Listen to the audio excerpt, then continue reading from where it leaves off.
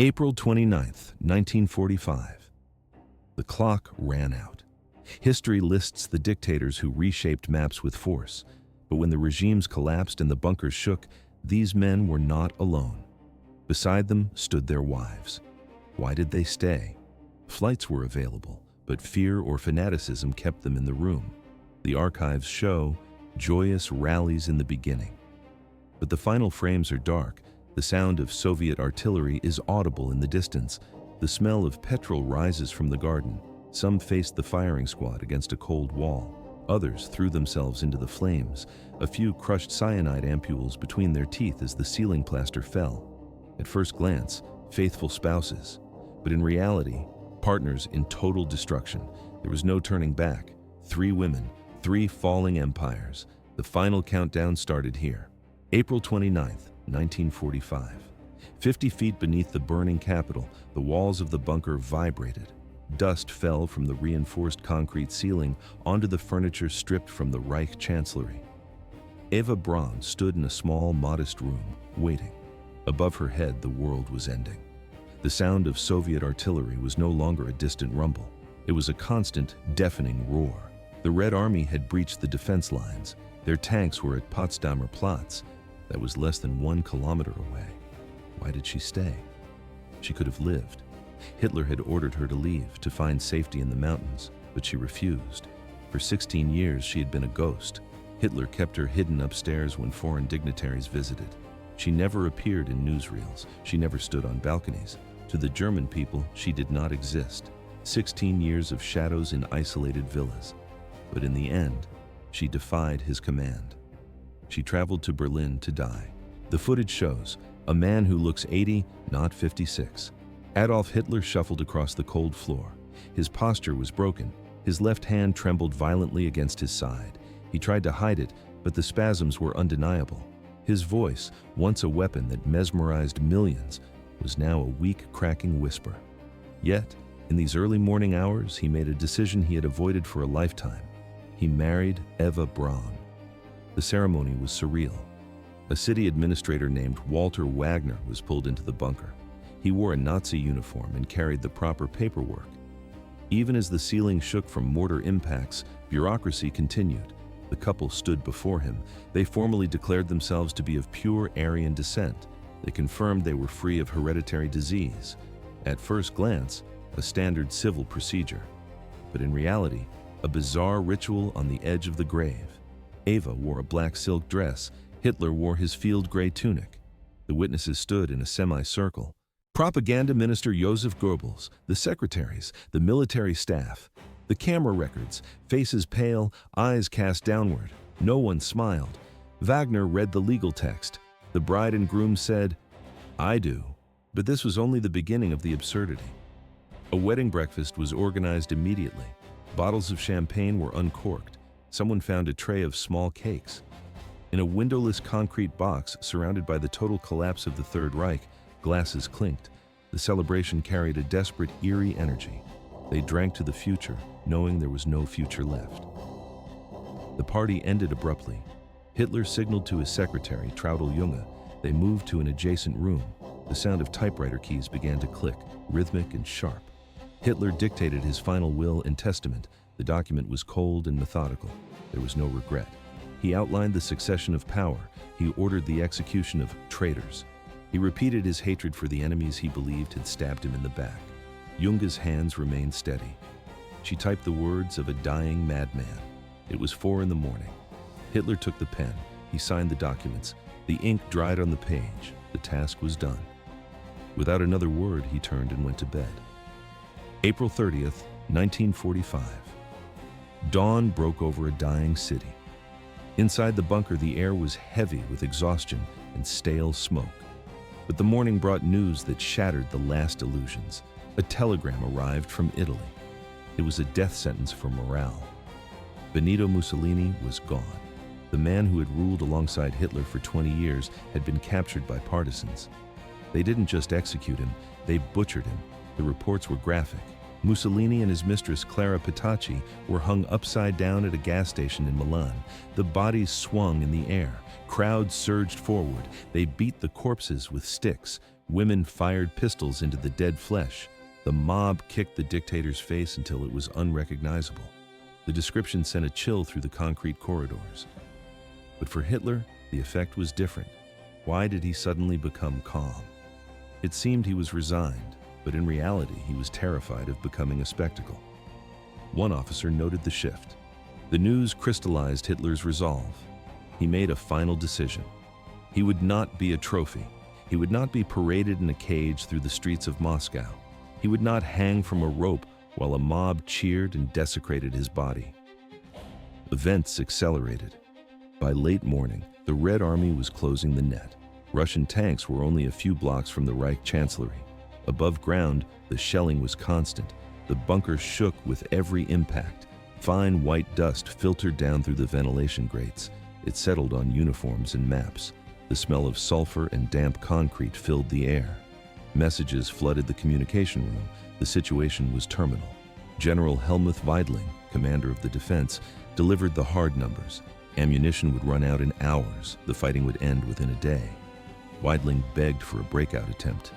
Hitler stared at the map. He didn't answer immediately. Eventually, he muttered permission, but it didn't matter anymore. 1 o'clock in the afternoon. Hitler ordered lunch. The cook scraped together what was left in the pantry: spaghetti, cabbage, a light tomato sauce. At first glance, a routine family meal, but in reality, the last supper of a fallen empire. Hitler picked at his food. He pushed the pasta around the porcelain plate. Beside him, Eva Braun ate with surprising appetite. Witnesses stood in the doorway. They couldn't look away. It was surreal. An ordinary couple dining quietly while the ceiling shook from heavy artillery impacts just 30 feet above. 2 o'clock. The final ritual began. Hitler moved through the labyrinth of rooms. He didn't rush. He walked from the map room to the medical station. He shook hands with the secretaries. He thanked the guards. He spoke quietly to the cooks. The camera records, his movement is steady. One secretary noted his demeanor. He looked like a man who had already left the world. The trembling in his left arm, usually uncontrollable, had stopped. He was eerily calm. He saved Eva for the end. The staff watched from the shadows. He turned to her. This was the woman who spent 16 years in the dark. She gave up a normal life. She defied his orders to leave Berlin.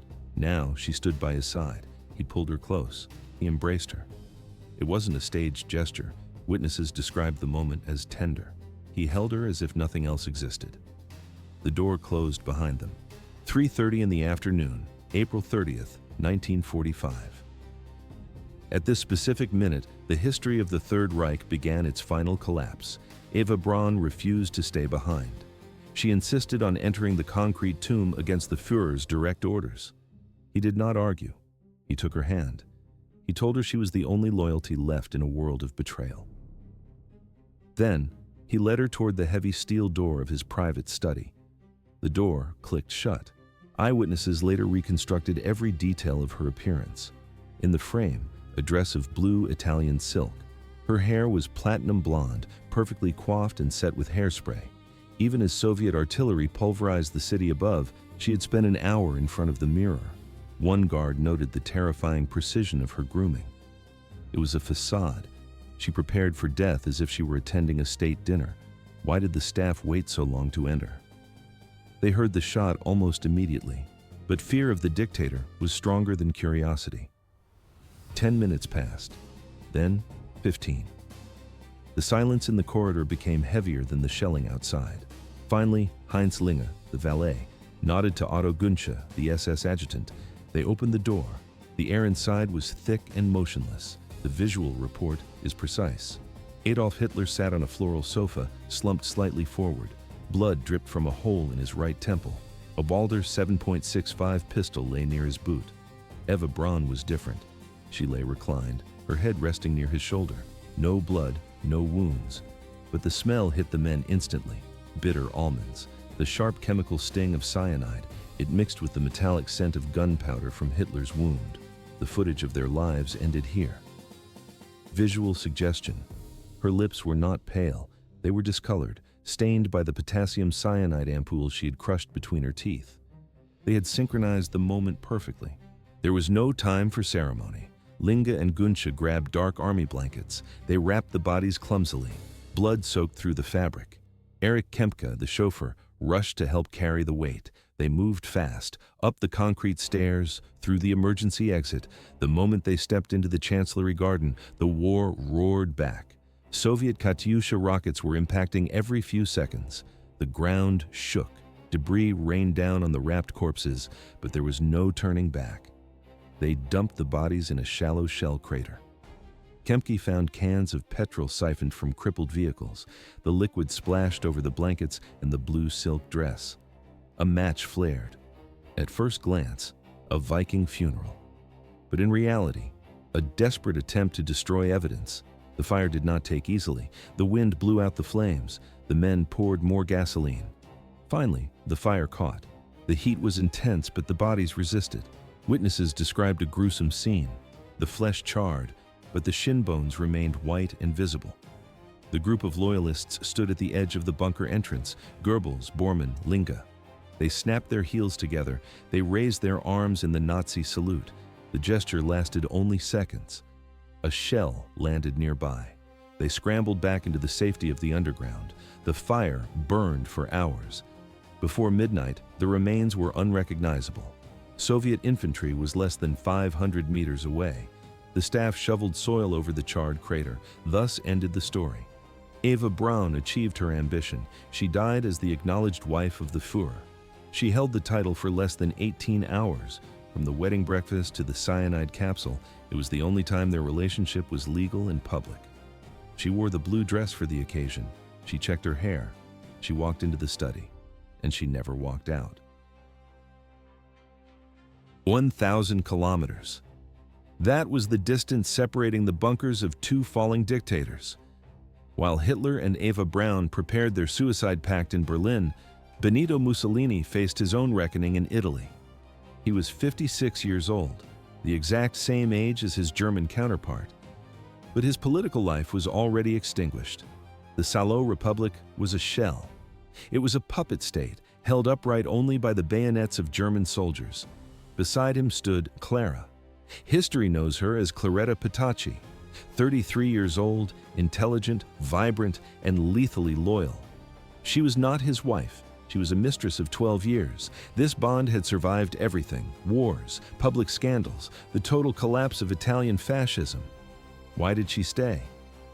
It seemed she had a choice to flee alone, but obsession was stronger than the instinct for survival. When German commandos rescued Mussolini from prison in 1943, she didn't hesitate. She packed her bags. She followed him into the abyss of the puppet regime in the north. She refused to leave his side. But by late April 1945, the map was turning red. Allied forces pushed hard from the south. In the north, the mountains came alive. Partisan brigades, communists and socialists, descended from the hills to reclaim their country. Mussolini's position was untenable. He made the call to evacuate. The plan was desperate: flee north toward Austria, perhaps merge with a German column, or cross the border into Switzerland. On April 25th, the escape began. They fled Milan. They didn't take an armored personnel carrier. They took an Alfa Romeo, a luxury sports car Mussolini had bought as a gift for Claretta years earlier. At first glance, a symbol of their romance. But in reality, a bright target on a war-torn road. The car stood out against the drab military convoys. It was a beacon. On April 27th, near the village of Dongo on Lake Como, the trap snapped shut. Partisan roadblocks cut off the retreat. Mussolini scrambled for a disguise. He threw on a heavy German Luftwaffe overcoat. He pulled a steel helmet low over his eyes. He tried to shrink into the corner of a transport truck, hoping to pass as a drunken soldier. It didn't work. The partisans checked the trucks. He was recognized instantly. The capture was chaotic. Soldiers dragged him onto the road. Claretta did not run. She stepped forward. She demanded to be arrested with him. Eyewitnesses noted a sharp contrast. The dictator was trembling and slumped. The mistress stood tall. Her resolve was absolute. Events accelerated. The partisans moved the prisoners to a remote location. They chose the De Maria farmhouse at Bonzanigo di Mezzegra, a stone structure on the shores of Lake Como. The air was cold. The rooms were stark. This was their holding cell for the final night. Claretta was clear-headed. She reportedly made a single request to the captors to be executed alongside Mussolini if that was the verdict. She spent the night in the room with him. The footage implies a quiet night, but the reality was frantic. Witnesses later described Mussolini's breakdown. He vacillated wildly between hope and total despair. He paced the floor. He mumbled about escape routes that didn't exist. He spoke of negotiations with men who wanted him dead. At one point, he grabbed a guard's arm. He made a frantic offer. He promised to give them an empire if they released him. It was a delusion. The pockets of his greatcoat were empty. He had nothing left to trade. April 28, 1945. The clock was ticking down for the dictator who no longer owned anything, not even his own shadow. Clara Petacci seemed to understand the reality better than Il Duce. She had followed him to the bunker in Berlin 3 days earlier. She had followed him on his chaotic flight northward. Now, inside a farmhouse on the shores of Lake Como, she prepared for the end. Why did she stay? She could have fled into the anonymity of the countryside, but obsession bound her to Mussolini. She had made her choice to be with him until the lights went out. They tried to sleep. It was impossible. Outside, the night was not quiet. The rumble of artillery echoed off the water. German units were still exchanging fire with advancing allies. Partisan groups controlled the landscape, moving through the hills unseen. The net was tight. There was no road left to take. In the early hours of the morning, the door burst open. Partisan leaders entered the room. They did not bring handcuffs. They brought a verdict. A summary trial was conducted immediately. It was a farce, a mockery of legal proceedings that lasted only minutes. The charges were read aloud: war crimes, economic devastation, treason against the Italian people. Claretta was listed simply as an accomplice. The sentence for both was absolute: death. When Mussolini heard the words, he broke. He didn't just listen, he began to beg. Witnesses describe a pathetic scene. He offered deals. He claimed he could still negotiate with the American forces.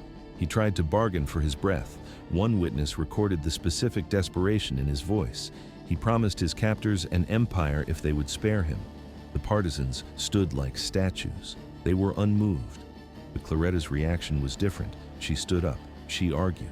She did not beg for life. She argued about the method of death. She protested the lack of protocol. She insisted they could not be killed like common criminals in a ditch. Her voice was sharp. Her protests were fierce and dignified. She refused to accept the verdict quietly. But it changed nothing. Events accelerated. They were told they would be transported. The destination was the village of Giulino di Mezzegra. Historians still argue about the exact details of this journey. Families dispute the timeline. Multiple accounts exist, and some contradict one another. What is undisputed is the result. Late in the afternoon, the car stopped. The visual evidence of the location is clear. A narrow road, a stone wall, gray skies. Colonel Walter Audizio, a partisan commander who claimed to personally handle the task, described the scene. He led the prisoners to the gate of the Villa Belmonte. He ordered Mussolini to stand against the wall. Claretta took her place beside him. At first glance, a formal execution, but in reality, a chaotic liquidation. The submachine gun was raised. The metal clicked. In that second, the dictator realized the negotiations were over. He saw the barrels leveled at his chest. According to some versions, panic took him. He cried out, "No, no!" Those may have been his final words. Other accounts suggest a different reaction. He tried to shield Claretta with his heavy coat. Another version says he grabbed her hand. One witness claimed Mussolini attempted to reclaim his dignity. He tore open his jacket. He shouted, "Shoot me in the chest!" He demanded they aim for his heart. Claretta did not stand still. One account states she threw herself in front of him. Another version claims she tried to embrace him one last time. Yet another suggests she stood defiantly, cursing her executioners. She refused to beg. She screamed that this was wrong, that history would judge them. Then came the noise. The burst of automatic fire shattered the silence of the village. The bullets struck home. Mussolini crumpled to the wet ground. Claretta fell next to him. Both died in a small village on the shore of the lake they had failed to cross. But their final ordeal had not yet finished. April 29, 1945. The nightmare was far from over. The execution was finished, but the humiliation had just begun. Soldiers grabbed the corpses by the limbs. They tossed them into a moving van like bags of trash. 16 other executed fascist leaders were piled on top of them. The engine roared to life. The convoy sped toward Milan. Why did they choose Piazzale Loreto? It was not a random decision. A year earlier, German forces had dumped 15 partisan bodies on these same cobblestones. It was a tactic of terror. Now, the resistance returned the favor. The truck arrived in the early morning light. The tailgate dropped. Partisans dragged the bodies out and dumped them onto the wet pavement. They arranged the dead in a row, a macabre exhibit for the city to see. News spread instantly through the streets. By 9 o'clock, the square was packed. The footage shows a sea of angry faces pressing against the police line. Clerks abandoned their desks. Shopkeepers pulled down their heavy shutters. Men, women, and teenagers rushed to the square. They did not come to pay respects. They came to vent years of suppressed rage. At first glance, a curious gathering, but in reality, a lynch mob. A woman stepped forward from the mass. She held a pistol. 5 shots rang out. Bang, bang, bang, bang, bang. She shouted that each bullet was for one of her 5 dead sons. But this was only the beginning. Another woman leaned in and spat on the dictator's face. A man kicked his jaw. The crowd surged forward. They trampled the corpses, grinding their boots into the flesh of the former leader. The situation spiraled out of control. Partisan guards fired submachine guns into the air. The warning shots barely held back the tide. To save the bodies from total obliteration, the partisans made a decision. They brought ropes. In the frame, men climbing the metal girders of a petrol station. They tied the feet of the corpses. Then they hoisted them up. Mussolini swung upside down. His face was a swollen mask of blood. His mouth hung open. The once feared Il Duce was now just meat on a hook. Beside him hung Clara Petacci. Her fate was tied to his until the very end. The camera records, her dark hair hanging straight down, sweeping the air. She wore a white blouse with lace ruffles. Witnesses noted this detail with strange precision. The pristine fabric stood in sharp contrast to the filth and violence. Even in death, she retained a ghostly elegance. Gravity took its toll. Her skirt fell downward, exposing her legs. A partisan climbed up and pinned the fabric between her knees. Photographers snapped picture after picture. These images flashed across the globe. They signaled the definitive end of Italian fascism. Not with a treaty, but with a public display of raw hatred. The love story that began in a palace ended here, in the dirt and noise of a Milanese square. While Hitler prepared for his end in a bunker, Mussolini became a grotesque spectacle. 24 years. That was the length of the nightmare. While Adolf Hitler died in a bunker and Benito Mussolini hung from a gas station roof in April 1945, one dictator couple survived the war. But they would not survive the revolution. Nicolae and Elena Ceaușescu ruled Romania not just as politicians, but as a family enterprise. By December 1989, the ground beneath them was turning into quicksand. Elena was born a peasant in 1916. She had no formal education. She worked in textile factories, surrounded by the noise of looms and the smell of oil. Yet, she climbed the ladder of the Communist Party with aggressive speed. She became one of the most powerful women in Eastern Europe. She was ruthless. She was narcissistic. She did not just support her husband, she demanded absolute devotion. Why did the people tolerate this dual dictatorship for so long? Fear was a powerful weapon, but habit was stronger. They styled themselves as partners in the revolution. Nicolae held the title of dictator.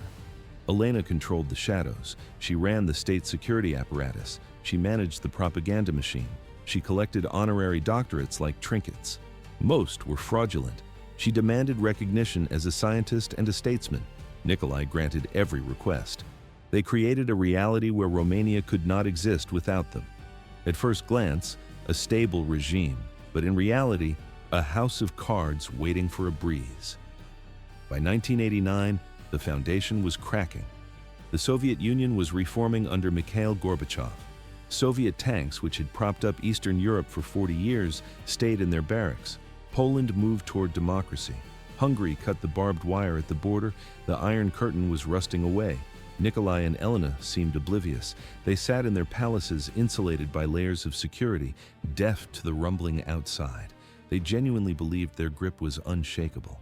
December 21st, 1989. Bucharest. Nicolae Ceaușescu stepped onto the balcony of the Central Committee headquarters. A massive crowd stood below. This event was not spontaneous. It was carefully orchestrated. Buses had transported thousands of party officials, security personnel, and factory workers to the square. They held placards. They knew their lines. They were expected to cheer on command. The choreography of power had worked for 2 decades. Nikolai adjusted the microphone. He began to speak. He listed the achievements of socialism. He spoke of independence. He spoke of dignity.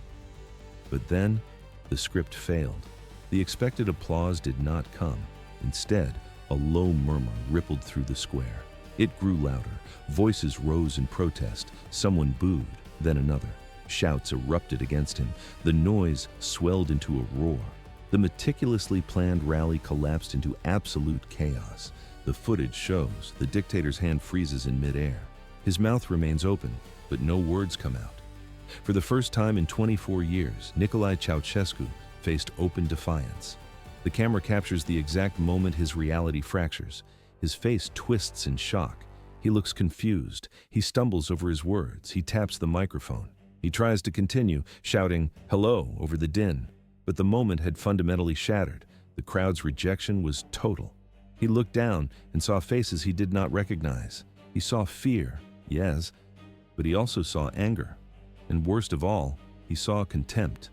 They no longer feared him enough to stay silent. Nikolai was led away from the platform. His shoulders slumped. Elena watched from a few feet away.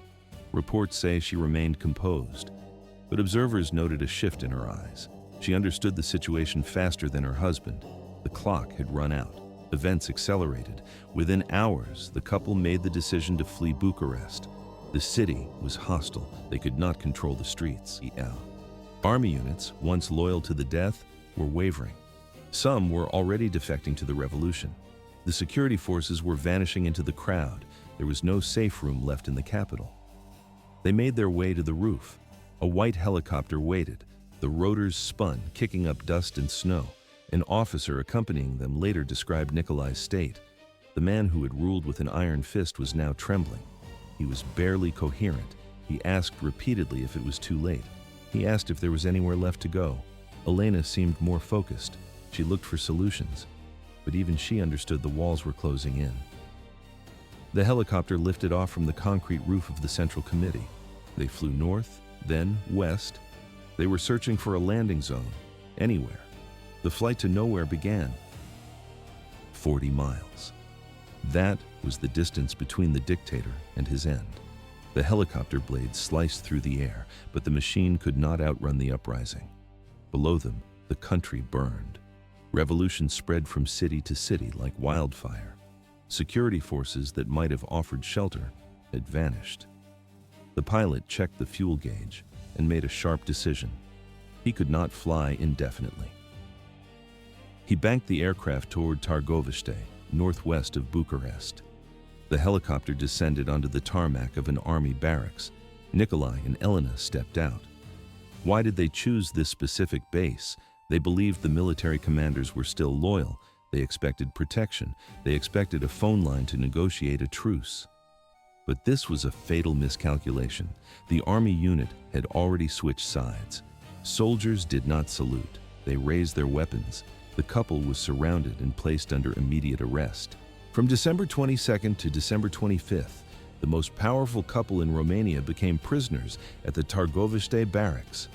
They were locked in separate rooms. The cells were adjacent. They could hear each other's muffled voices through the walls, but guards prevented any real contact. The isolation was total. Nikolai cracked. Observers noted the rapid decline. He did not sit still. He paced the small room, alternating between poses of presidential dignity and moments of visible shaking. He badgered the guards. He demanded to know his fate. He insisted that deals could be cut. He told them he was still valuable. He was not a prisoner. He was a bargaining chip. Or so he thought. Elena was different. At first glance, a delusional old woman. but in reality, a tyrant refusing to let go. She treated the concrete cell like a palace boudoir. She shouted at the captors. She demanded they address her by her full scientific and political titles. She refused to acknowledge the bars on the window. One guard described her behavior with a single word: insufferable. Her world had collapsed, but she refused to look at the rubble. Colonel Andrei Chemeneci took command of their custody. His orders were paradoxical: keep the prisoners prisoner, but keep them alive. It was not an easy task. The soldiers outside the door hated the couple. They wanted immediate revenge. Chemeneci had to hold back a lynch mob with sheer discipline. He ensured no physical harm came to them. But events in Bucharest accelerated. The National Salvation Front seized control of the capital. This coalition of generals and intellectuals had no patience for a long imprisonment. They needed a finale. The decision was made behind closed doors. Nikolai and Elena would not be exiled. They would be tried for crimes against the state. Justice would not be slow. It would be instant. A military tribunal formed in hours. A lawyer was dragged in, a mere formality to legitimize the process. They chose the date with cruel precision: Christmas Day. The revolution would supersede religion. On the morning of December 25, 1989, the door opened. Soldiers escorted the couple to an armored personnel carrier. The engine roared. The vehicle rumbled a short distance across the base. The destination was not a hall of justice.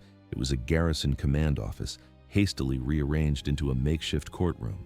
The defense attorney met his clients for the first time. He checked his watch. He had 10 minutes. He spoke fast. He laid out the only card they had left: the insanity plea. It was a desperate gambit to dodge the firing squad. Elena's reaction was visceral, her face twisted in anger. To her, the suggestion was not a lifeline, it was an insult. She screamed that she was innocent. She rejected the lawyer's help with a wave of her hand. She would defend herself. She would lecture them. Nikolai sat quietly. He listened to the legal advice with less hostility, but his eyes were empty. He sensed the trap closing. He was not ready to surrender, but he had no fight left.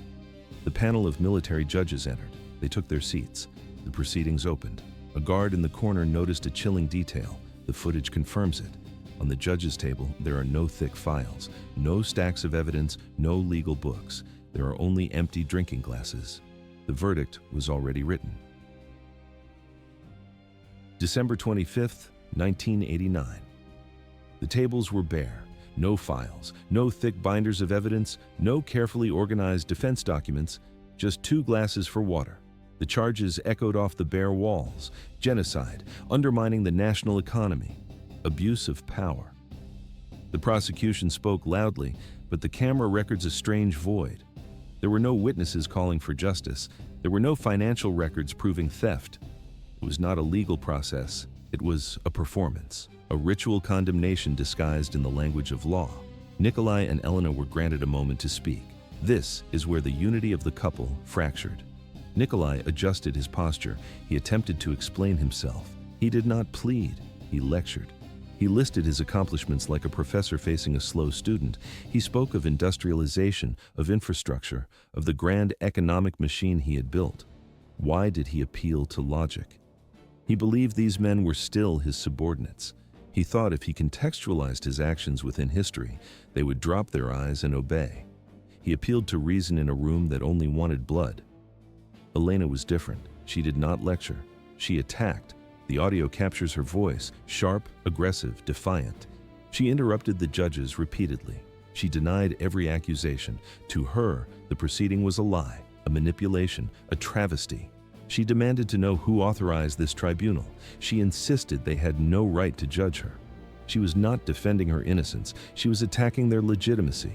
She seemed incapable of accepting that her absolute power had evaporated. At first glance, a judicial hearing, but in reality, a coronation of predetermined judgment. The trial moved fast. It was less of a deliberation and more of a countdown. The verdict arrived quickly. Guilty on all counts. The sentence, death by firing squad. The judges played their part. They noted that the sentence could be appealed to a higher court. But this was a trap. The provision was meaningless. Events accelerated. There would be no time for lawyers. There would be no tomorrow. Minutes after the verdict, the doors opened. Soldiers entered the courtroom. Nikolai and Elena were informed.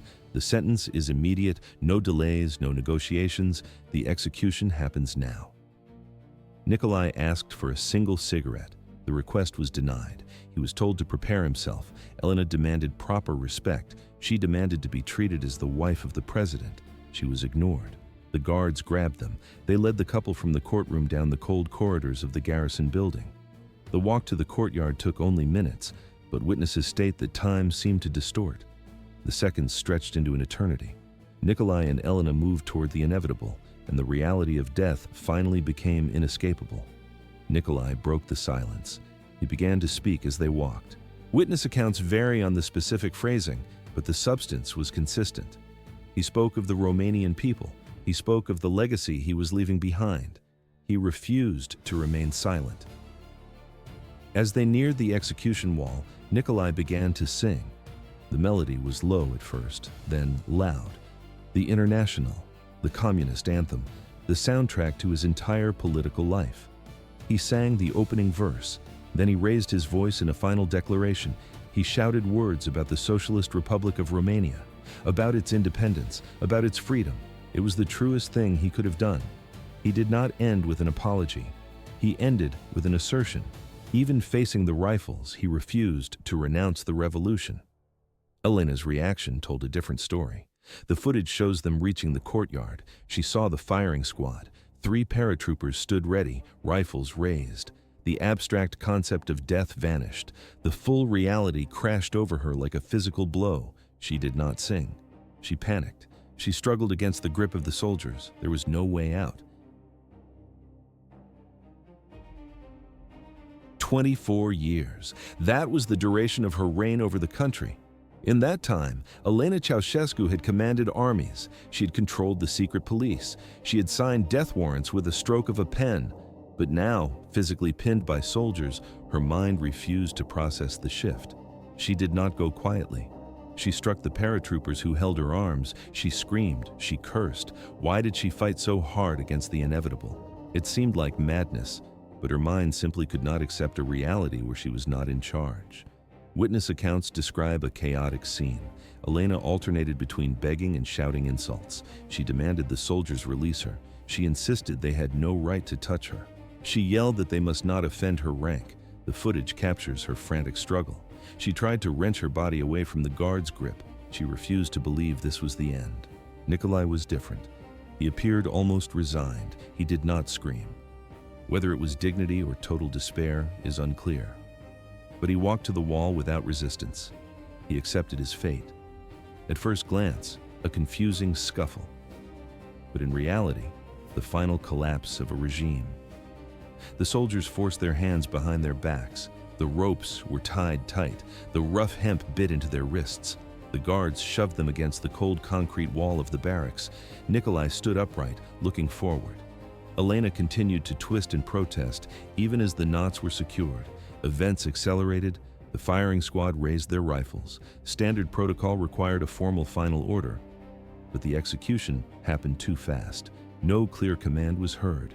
The tension in the courtyard was at a breaking point. Perhaps it was the confusion. Perhaps it was Elena's screaming that triggered the reaction. The order was implied. The triggers were pulled. The rifles erupted. It was not a controlled volley. It was a storm of lead.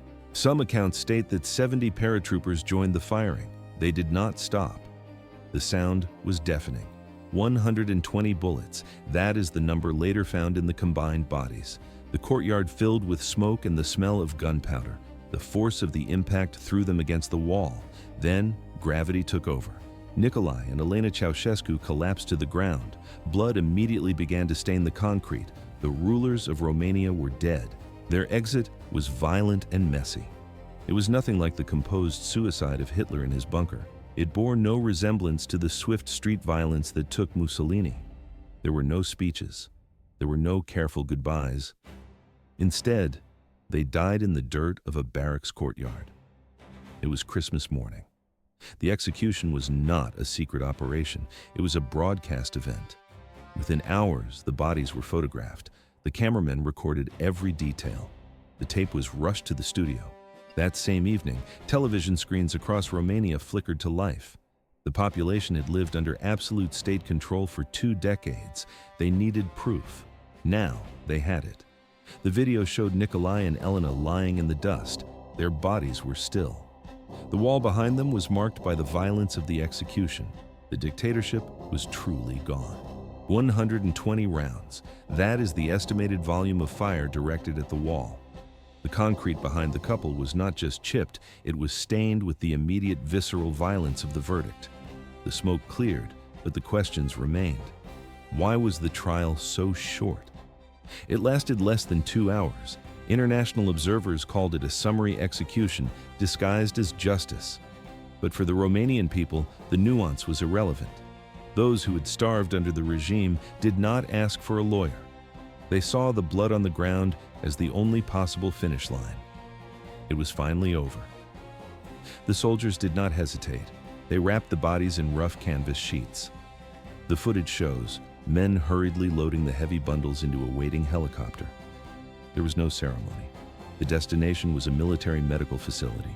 Doctors performed a hasty autopsy. They documented the bullet wounds and signed the papers. Then came the burial. The location was Ghencea Cemetery in Bucharest. There were no headstones. There were no eulogies. The soldiers dug unmarked graves. The family received nothing. The bodies were not returned. There was no state funeral, no marble monument, and no flag at half-mast. Nicolae and Elena Ceaușescu went into the ground as common criminals. Their deaths did not mark the tragic end of a great dynasty. It marked the collapse of a lie. But this was only the beginning. In the days following the execution, the archives opened. The full scale of the nightmare emerged. During the revolution alone, over 1,000 people had been killed. But the true toll was in the decades prior. Thousands had died in silent prisons and labor camps over 24 years. Torture was not an anomaly. It was a system. Control was absolute. At first glance, a functioning socialist state, but in reality, a pervasive machinery of oppression that monitored every whisper. Elena had demanded respect until the soldiers tied her hands. She received none. History remembers her not as a mother of the nation, but as a symbol of vanity and cruelty. She left behind a legacy of contempt for human dignity. Nicolae sang the International in his final seconds. It did not save him.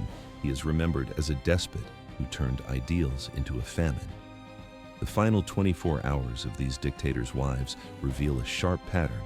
Eva Braun, Clara Petacci, Elena Ceaușescu. The headlines focus on the men, but the human drama lies with the women. Eva Braun sat on a bunker sofa. She chose a cyanide capsule and a pistol over capture by the Soviets. She died quietly. Clara Petacci made a different choice. When the partisans raised their rifles, she threw her body in front of Mussolini. She took the bullets meant for him. And Elena? She fought. She screamed at the guards. She refused to accept the reality of the wall until the very last second. What linked these 3 women? They came from different nations. They lived in different decades. But they faced the same mathematical certainty. Power, devotion, and ideology could not stop the clock. Everything collapsed into personal ruin. The dictators are remembered for their wars, but the women who stood beside them are remembered for their endings. Their final hours became the defining summary of their lives. They faced death with varying degrees of courage, defiance, and desperation. Their stories remain, not as glorification. They stand as a historical testament to the consequences of absolute power. Thus ended the era,